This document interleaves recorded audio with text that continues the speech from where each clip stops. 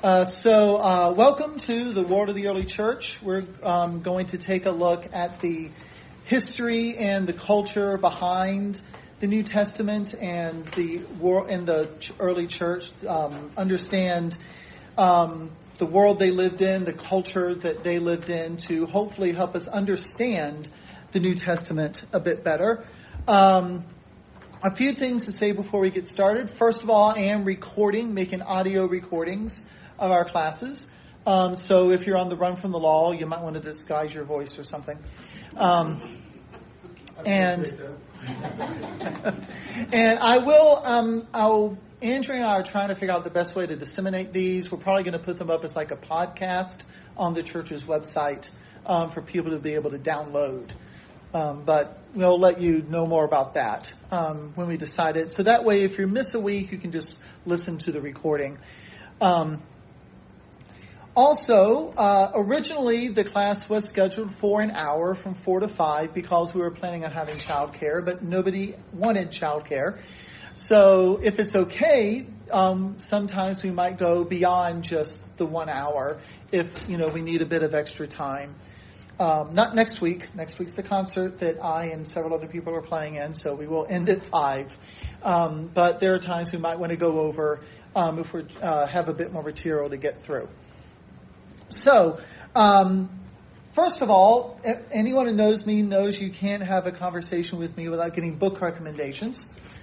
So, if you want to dig a bit further into the stuff we're going to be covering, because obviously we can really only scratch the surface in here, some good books to look at, to sort of go at kind of a layman's level. This is a great one called Misreading Scriptures with Western Eyes by Randolph and Brandon O'Brien. A very good sort of introduction to the topic. If you want to dig deeper, get a bit more involved, there's this one, Honor, Patronage, Kinship, and Purity by David De Silva. Really goes in depth into those aspects of first century culture, both in general and specifically looking at how they show up in the New Testament. So this one goes in more depth. And there's this.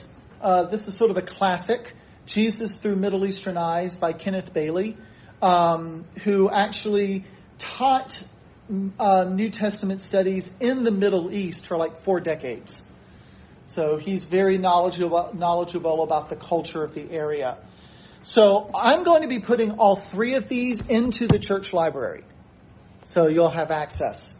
Another one that I'm not going to be putting in the church library is my copy of this, The New Testament in Its World by N.T. Wright and Michael Bird.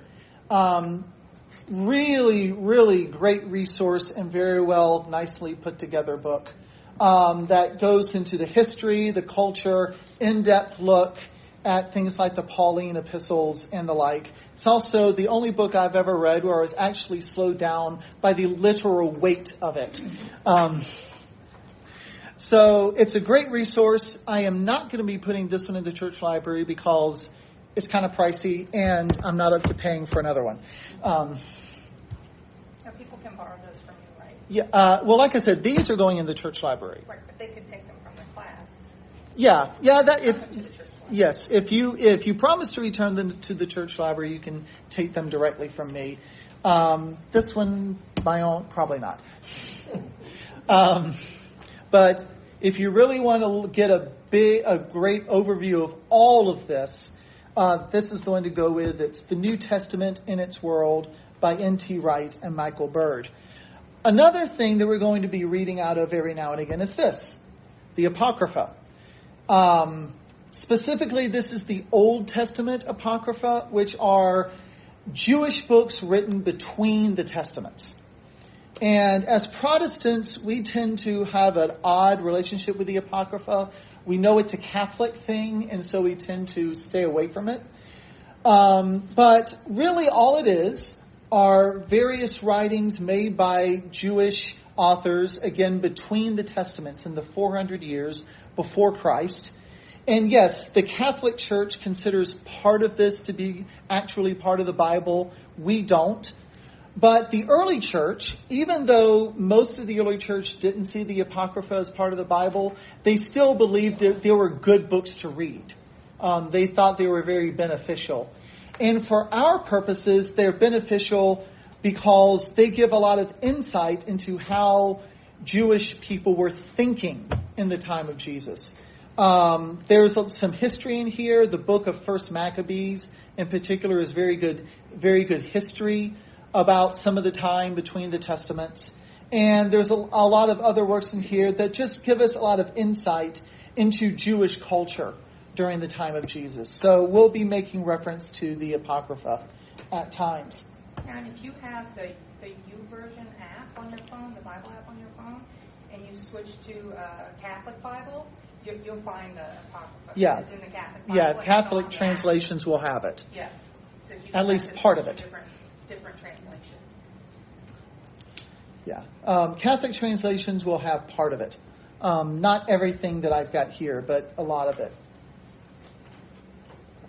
And again, for us, we're not reading it as the Bible, but it's very much a historical source. So, first, why do we even bother with this? Why are we, learning history instead of the Bible? Why is this not a Bible study? I mean, we're in a church.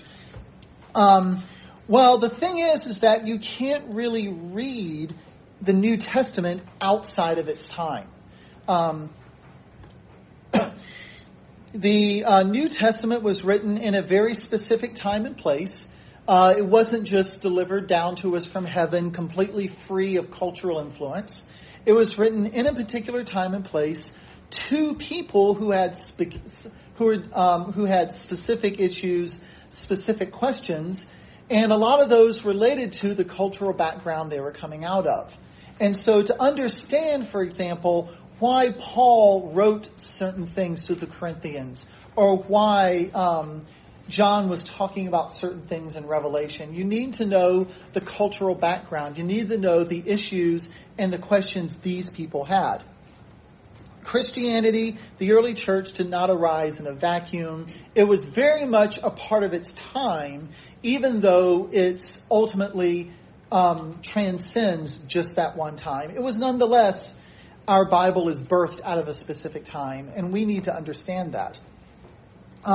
Jesus also was living and teaching in a very specific time and place, and he was teaching to an audience who he could assume had certain kinds of knowledge and were making certain assumptions about how the world worked, and he tailored his message to that.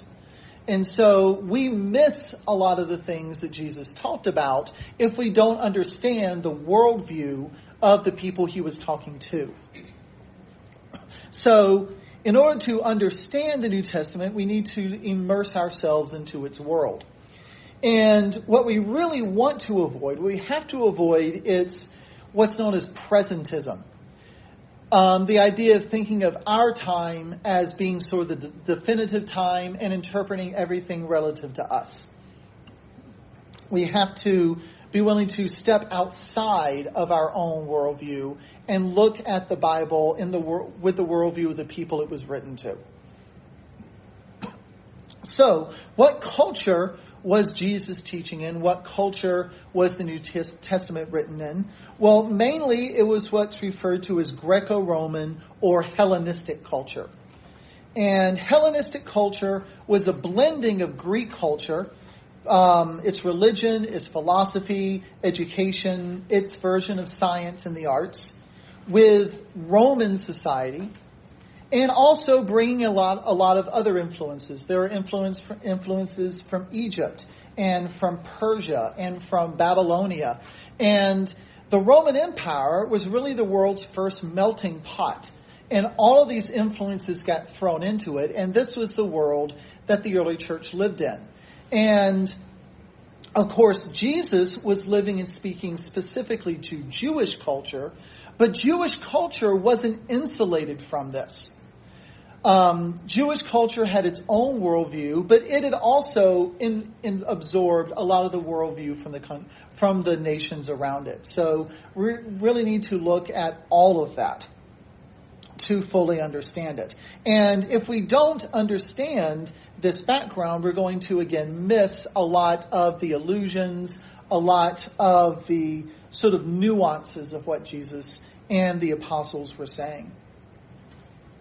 So we have to learn the background to avoid getting a skewed view of the New Testament.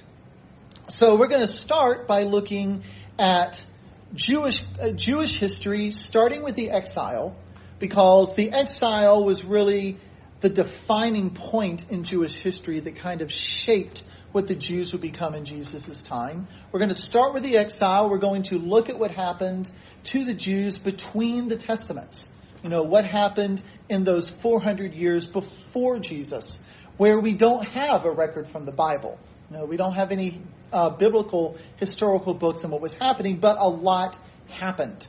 So we're going to look at that history, and then we're going to take a look at Jewish culture, the worldview that the Jews had at the time. Then we'll move on to looking at Greco-Roman culture, look at how the Roman Empire was set up, look at Greco-Roman religion, philosophy, how their society worked. And then if we have time, at the end of the class, I want to take a look at what are known as the Jewish Wars, which happened near the end of the time that the New Testament was being written and led to things like the destruction of the temple and the scattering of the Jews throughout the Roman Empire. And if we have the time, I'd like to be able to end with that. But again, we'll have to see how far we can get. And please feel free to interrupt with any questions. Again, because I'm recording it, I will try my best to remember to repeat the question when I get it so that it comes up on the recording. But please don't be shy. I will answer to the best of my ability. So, like I said, we want to start by looking at what happened with the Babylonian exile, because that was the big event of Jewish history that really shaped what the Jews became by Jesus' time. Now, the Assyrians had come in and conquered the northern kingdom already, about 150 years before the southern kingdom fell. But even after the northern kingdom fell, the southern kingdom of Judah wasn't completely independent. We tend to think of kingdoms as being either conquered or completely independent. But in reality, the kingdom of Judah was already a vassal. It was already under very much the influence of first the Assyrians and then the Babylonians. And then the Babylonians under Nebuchadnezzar finally came in and conquered the southern kingdom once the southern kingdom decided they would stop paying tribute. You know, they thought they could stand up to Babylonia and rebelled, and then Nebuchadnezzar came in and wiped them out. And Nebuchadnezzar invaded the country. He destroyed Jerusalem in the year 586 BC and carted off roughly 10% of the population.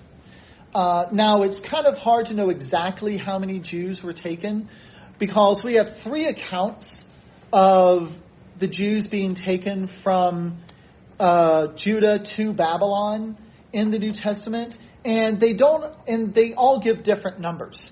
There's an account in the book of Jeremiah, who is the last of the great prophets before the Babylonians came in and took over. And Jeremiah gives us about 4,600 Jews being taken away to Babylon. 2 Kings also records this. 2 Kings says that about 10,000 Jews were deported. And numbers are always kind of tricky to deal with, especially in the Old Testament, because they can be very approximate and sometimes they're symbolic. So we have 2 different accounts here. There's also an account in 2 Chronicles that just says a deportation happened, but doesn't give numbers at all. But modern scholars think that probably about 15,000 Jews in total were removed, which, again, to us doesn't seem like much, but that was about 10% of the population. Because none of these were very big countries. I mean, one good-sized modern city is far larger than the population of pretty much all of these Old Testament countries. So about 15,000 Jews were taken off, almost all of which were the upper class. They were the educated, they were the priests, they were the nobles. That was the upper class that was taken away to Babylon, and the sort of subsistence farmers in the lower class that was left. So this kind of decapitated Jewish culture in Judah. Jewish culture was transported almost wholesale over to Babylon. So our Sunday school class is studying Daniel.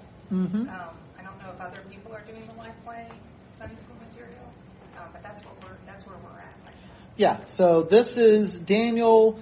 I'm not sure, because Jeremiah has them taken off in like 3 different waves, so I don't know the exact date Daniel was taken, but he was very much an example of the kind of people who were taken. He was a young noble who was well educated and very much at the top of Jewish society. Now, when the Assyrians had taken the northern kingdom, they had more or less taken their captives, their Hebrew captives, and just scattered them. And for that reason, most likely, most of the Hebrews, most of the Israelites who had been taken in captive to Assyria had lost their identity. And that's where you get the idea of the 10 lost tribes, that their identity as Israelites was more or less lost. Now, not completely. There's a lot of signs in Ezekiel's prophecies. There were at least some Israelites who had been taken from the northern kingdom who had kept their identity, who had kept their devotion to Yahweh, and were going to be reunited with the southern kingdom. But most likely, most of the Israelites that had been taken from the northern kingdom were basically lost. They lost their identity as Hebrews and were more or less assimilated into the culture. This didn't happen with the Jews that were taken to Babylon, because unlike the Assyrians, the Babylonians settled the Jews basically in their own settlements. They got their own cities, their own areas, so that they were able to keep their culture. They were able to keep their identity as Jews, and specifically Jews, because Jew doesn't mean any Israelite. It specifically refers to people from Judea, which would become the overall, Jewish identity later on. So, by the Jewish exiles being settled together, they were able to keep their identity. They were able to keep their religion. They were able to maintain their worship of Yahweh. And as far as we can tell, the Jews weren't oppressed. They weren't treated like slaves the way a lot of wartime captives would have been. But they weren't really free either. I mean, they weren't allowed to go back to what had been the kingdom of Judah. Most likely, most of the Jews ended up working as tenant farmers on things like royal estates. So they were serving the Babylonians, even though they weren't really slaves as such. Probably more like what you would think of as medieval serfs. They weren't slaves, but they were definitely under, someone's thumb, more or less. And even though, again, the Jews weren't officially oppressed, this was a time very much of sorrow and of homesickness and really of longing for the land they'd been taken from. Psalm 137 that begins, by the rivers of Babylon we sat and wept when we remembered Zion. This is probably one of the best known expressions of this. It's a song. 137. Psalm 137. It's one of the best known expressions of this homesickness they had while in exile in Babylon. And this exile would almost certainly have precipitated very much a crisis of faith. Because being exiled like this was not something that the Jewish people had in their wheelhouse. They couldn't imagine that Yahweh would have allowed them to be taken from the promised land and sent off into exile. For one thing, they believed that the Davidic dynasty, the house of David, had been established permanently and forever as kings in Israel, in Judah, which of course now we know that's true, but in a very different way than the way that they thought. But from their point of view, the house of David would never fall, the house of David would reign forever, and therefore the kingdom of Judah would never be able to fall. They also knew that in the past, God had supernaturally protected them from foreign invasion, so they had assumed that would happen again. And so this being conquered by Babylonia, being taken off into exile, would have been a huge shock to them and really forced a lot of them to reevaluate their beliefs.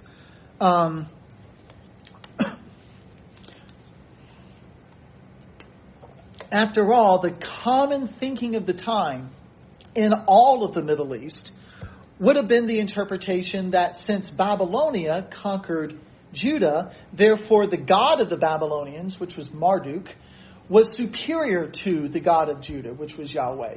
And this would have been the interpretation that your average Middle Easterner would have assumed, that the victory of Babylon was the victory of Marduk over Yahweh. So this would have been a big blow. Also, for the Jews, this would have been their first exposure to sort of a larger world. To the Jews, Jerusalem was the center of the world. It was where the temple was. It was the center of Jewish worship. It was seen as the greatest city in the world. And then they were conquered and taken off to places like Babylon, which, in terms of worldly glory, worldly wealth, worldly size, left Jerusalem in the dust. Jerusalem was not one of the great world cities. It was kind of a backwater. And so being exposed to sort of the height of pagan power also would have had a big effect on the Jewish exiles. Of course, as a counterpoint to this, the Jews still had their prophets. They had prophets like Jeremiah, Ezekiel, Habakkuk, and Isaiah, who had already prophesied the downfall of Judah and had told the Jews why this was happening. That, they were going to lose the land, they were going to be taken away because of idolatry, because of sexual sin, and because of social injustice. So, even though the average Middle Easterner would have just assumed that the fall of Judah meant that Yahweh was defeated, the Jews themselves already had a framework for a different interpretation. They already had a message to know that this had happened to them because of their sins. And as such, for the most part, the Jewish people in exile interpreted it correctly. They saw this as a punishment from God and as more or less a purging of their sins. And it was a preparation for their new future. And probably the best example of this is Jeremiah 29:10-14. When Jeremiah is prophesying this exile, he finishes up with this. He says, "This is what the Lord says. When 70 years are completed for Babylon, I will come to you and fulfill my gracious promise to bring you back to this place. For I know the plans for you, declares the Lord, plans to prosper you and not to harm you, plans to give you hope in a future. Then you will call upon me and come and pray to me, and I will listen to you.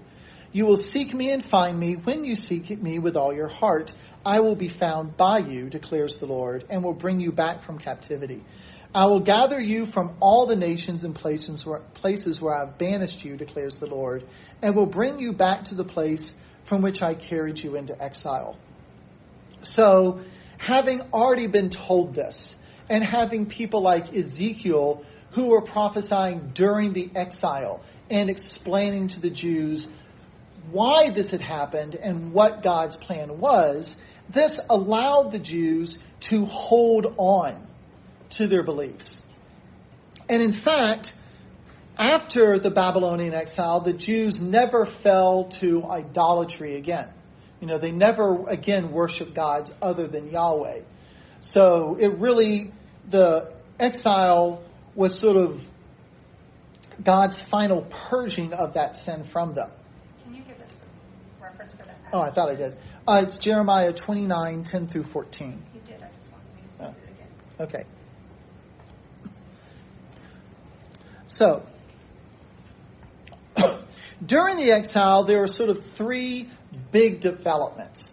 Three things that happened that really shaped what the Jews would become. First of all, probably the biggest is that this is when the Old Testament, the Torah, and the historical books, the poetry books, all of these were finally sort of put together. Now, secular scholars will say that this is when the Old Testament was written, that that it didn't really exist beforehand, that Jewish scribes during the exile kind of invented a new Jewish religion.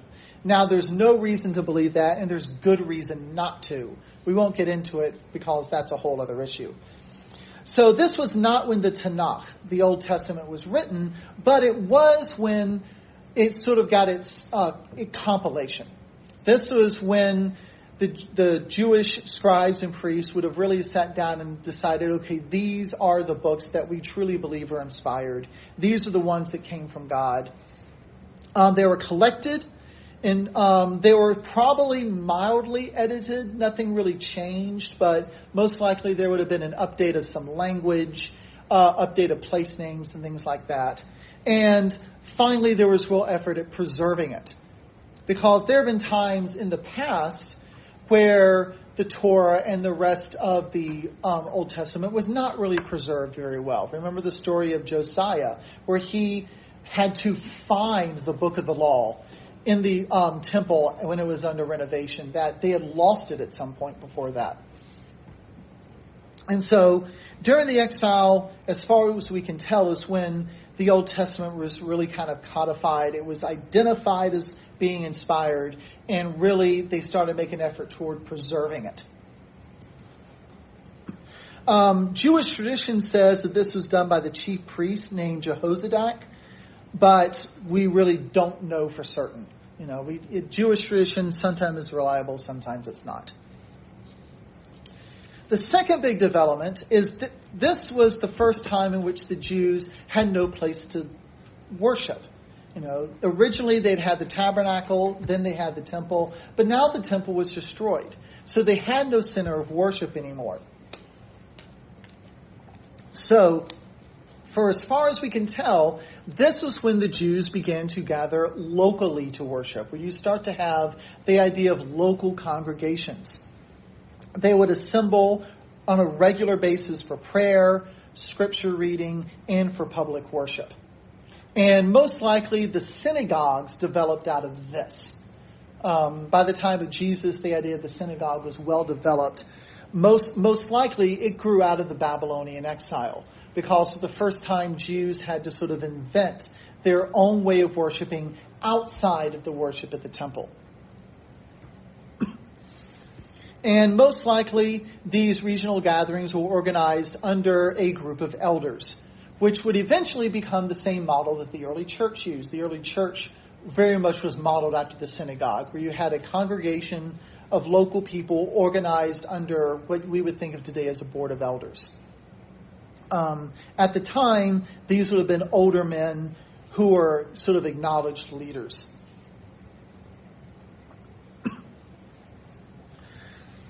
And then finally, possibly the most important development is that the Jews would never again abandon Yahweh. They wouldn't accept Jesus later on, but they never abandoned Yahweh again for the worship of foreign gods. The exile finally sort of taught them their lesson.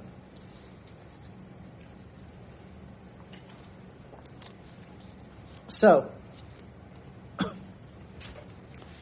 the Babylonian exile, it's hard to say exactly how long it lasted. It also depends on sort of how you want to date it. But it seems to have lasted roughly 50 years. Jeremiah puts it at 70, but that's quite possibly a symbolic number. The actual exile itself seems to have lasted around 50 years. In the year 539 BC, Babylon was conquered by an alliance of two groups, the Medes and the Persians, who were being led by Cyrus the Great. They invaded Babylon. This was the same night as the famous, writing on the wall that's recorded in Daniel. They invaded Babylon, conquered it in the course of one night, overthrew the Babylonian Empire, and replaced the Babylonian Empire with the Medo-Persian Empire. And again, its first king was Cyrus the Great. And then the next year, 538 BC, Cyrus issues a decree to allow the Jews to return to their homeland.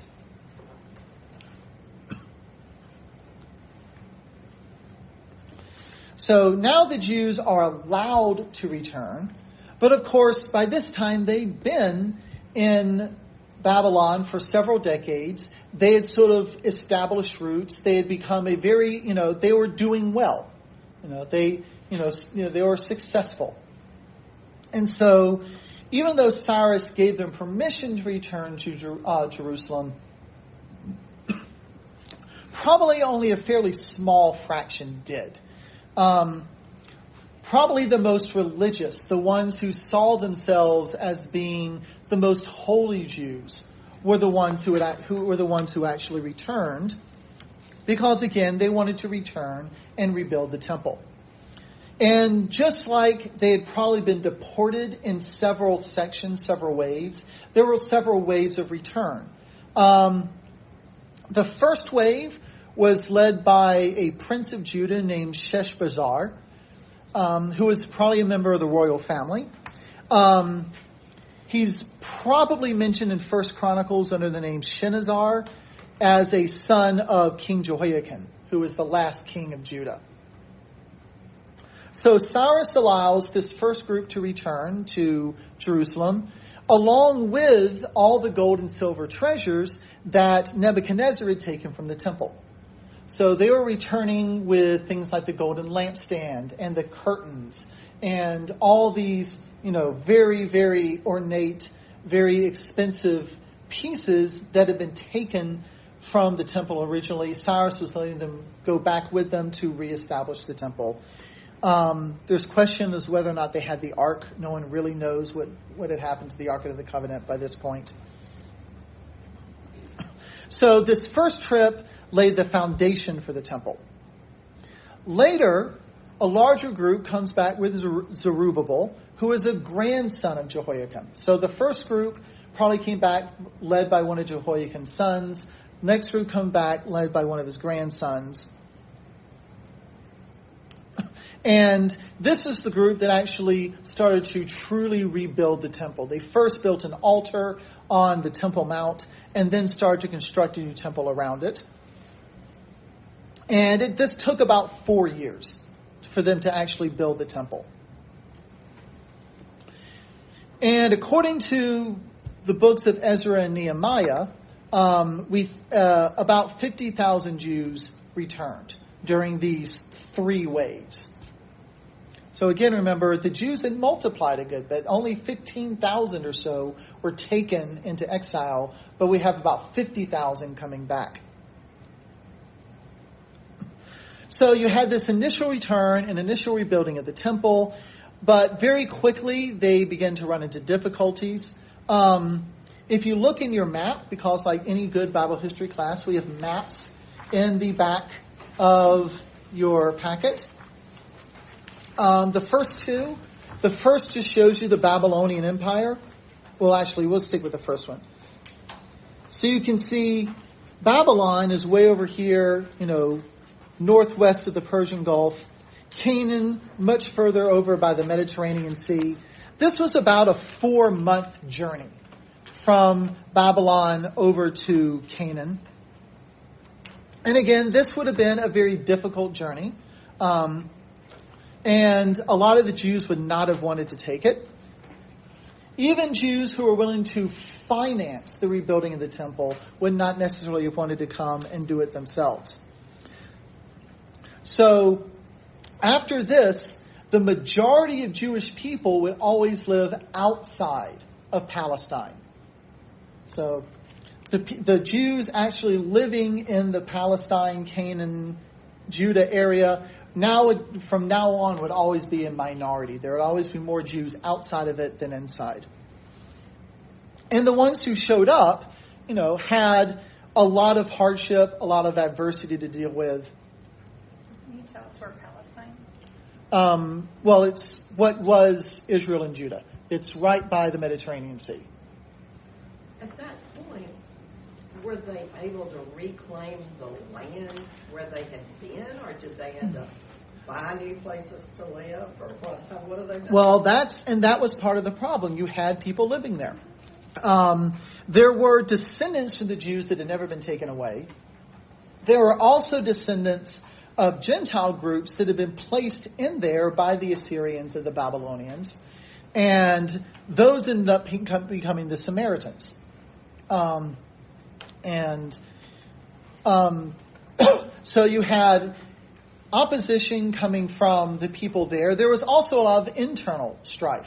There was, not full agreement among the Jews who had come back as to exactly how to do things. So you had internal and external conflict. Also, even though Cyrus gave them the decree that said they could go back and rebuild the temple, even though he had promised aid, it doesn't look like he ever followed through. So, basically, the Jews that went back were left on their own. And their biggest source of resistance were the Samaritans. Now, Samaria, the city of Samaria, had been the capital of the northern kingdom. But in the 50 years since the Judeans had been hauled away, Samaria had extended its influence and now really considered the southern kingdom part of its territory. So the entire region was filled with Samaritans. Now, the Samaritans were a mixed group. They were the descendants of the Israelites, the northern kingdom, that had been left behind by the Assyrians, who had intermarried with Gentile groups that had been brought in. So you have a part Jewish people there. And initially, the Samaritans actually offered to help rebuild the temple. But there were a lot of religious differences between the Jews and the Samaritans that we'll get to in a little bit. And because of that, Zerubbabel refused their help. And then later on, under Ezra, who was, the great priestly leader, the Jews were actually strictly prohibited from marrying Samaritans. Ezra basically declared the part Israelite Samaritans Gentiles. And so, from that point on, the Jews would treat the Samaritans in much the way they treat any other Gentile. They were considered unclean. They were not allowed to be married. You weren't allowed to eat with the Samaritans and so forth. This was Ezra that declared that. Because basically Ezra came and his goal was, and we'll talk about this a little bit, was kind of to whip the Jews into shape. He came and he was like, okay, you are going to start following the law of Moses. You're going to start acting like Jews again.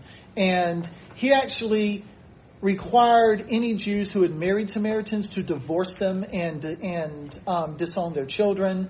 He really was leading a purification movement to remove all idolatrous, all Gentile influences from the Jews. And so he basically declared the Samaritans as Gentiles. And the reason for that, even though they had Jewish blood, they didn't practice traditional Judaism. They saw themselves as Jews. In fact, they might have seen themselves as the real Jews, but their version of Judaism was different. They worshipped Yahweh, but as far as we can tell, they only counted the Pentateuch, the first 5 books of the Bible, as Scripture.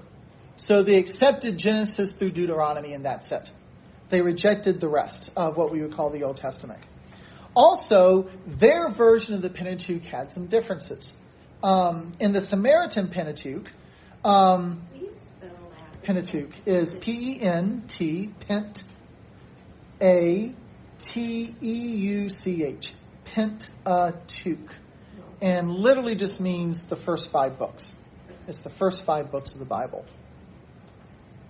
So, in the Samaritan Pentateuch, the Israelites, when they first entered the land, had been commanded to build an altar on Mount Gerizim, not on Mount Ebal, which is what we have the record as, what Deuteronomy says. Which means that in the Samaritan Pentateuch, the tabernacle had been set up on Mount Gerizim and not in Shiloh. And therefore, in the Samaritan Pentateuch, the Israelites were commanded to worship God on Mount Gerizim, not in Jerusalem. And this was the big thing. The Samaritans actually built their own temple to Yahweh on Mount Gerizim, and they claimed this as the true temple, not the temple in Jerusalem. And in fact, if you go and read what Jesus talked about with the Samaritan woman at the well, they talk about this. You know, she asks them, where should we worship God? Because we say this and you say this. And this is why the Samaritans had their own temple. They had their own version of the Bible. And they believed that they were supposed to worship on Mount Gerizim. Whereas, of course, later on, the Jews would build their temple on Mount Moriah, which was where Abraham was told to sacrifice Isaac. So this was a big source of contention.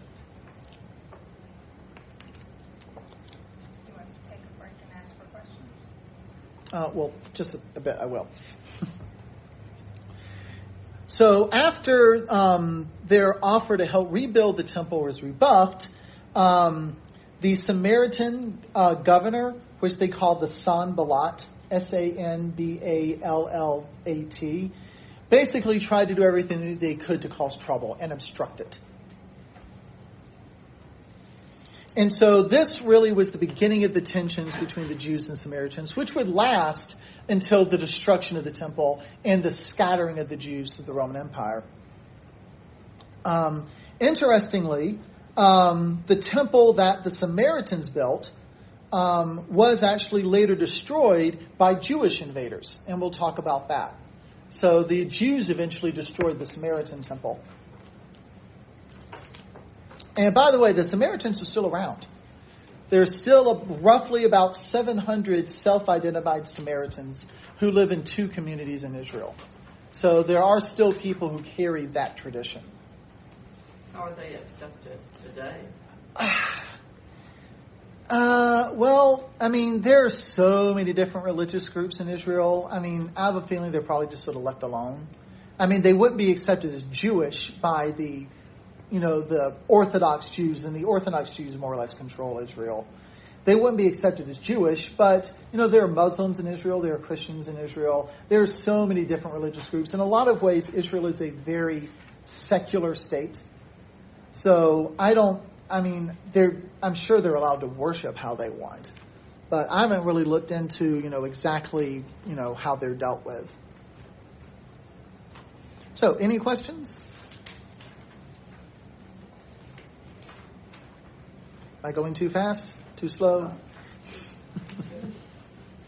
Expanding my vocabulary. That's good. Is there any way we can get access to your notes? Yes, because I'm sure I am butchering the spelling.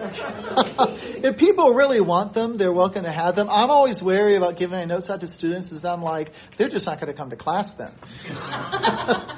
No. But yes, if you want my notes, We'll get them in class. yes, you're welcome to have them. Tell them if they attend every time. They can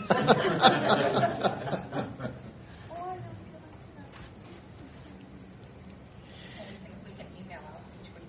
Yes. After you have That it. would be People need. Yeah. And again, the recordings will be up for you to listen to again too. So. Yeah, but that doesn't help. keep writing. Oh, this isn't a spelling test. No, but if I need There's to no look it up, there's no fill in the blank part of the exam. Well, we need to get a right mark for the board. Yeah, maybe so. Write some of these words down. Okay, so in the end, obviously the second temple was built. though the prophets Haggai and Zechariah really kind of had to push him. For a long time, the returning Jews were more concerned with building their own houses and everything and less concerned with the temple. So they needed some nudging from a couple prophets, but eventually they did manage it. They reinstituted temple sacrifices, and there was much rejoicing. Now, there was some real controversy as to exactly how the new Jewish settlement should be governed. Now, first of all, the thing you have to remember is that even though Cyrus allowed the Jews to return, this did not mean they were independent. They were still very much part of the Medo-Persian Empire. They just weren't required to live in Mesopotamia anymore. So a lot of the returning Jews, again, because the returning Jews were usually the more religious ones, really wanted a restoration of the Davidic dynasty, but Persian law required dual leadership under a Persian governor in conjunction with the high priest. So the high priest was, sort of the Jewish representative, and he would co-rule with a Persian governor. Of course, nowhere in the Old Testament is the high priest given any sort of governmental authority. This was kind of a new thing. And was sort of a distortion of what the priesthood was supposed to be. Is that sort of the beginning of how the Jewish legal system evolved into the New Testament, where the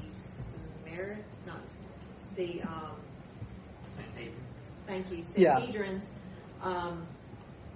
Part of it, yeah. Had court, and then the Roman Empire had court, and it was like it was almost like they were together. Yeah, we'll talk about the Sanhedrin, later. But this sort of thing was starting to develop, and the Sanhedrin was like the priests and the scribes and the educated class and all that. But this would have been sort of a lead-in to that.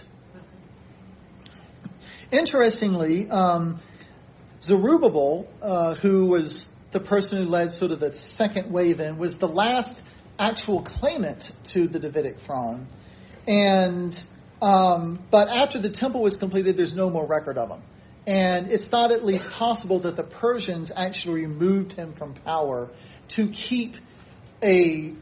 prevent like a rebellion, to restore him to the throne. So they completed the temple in 515 BC. And after this, everything sort of stagnated.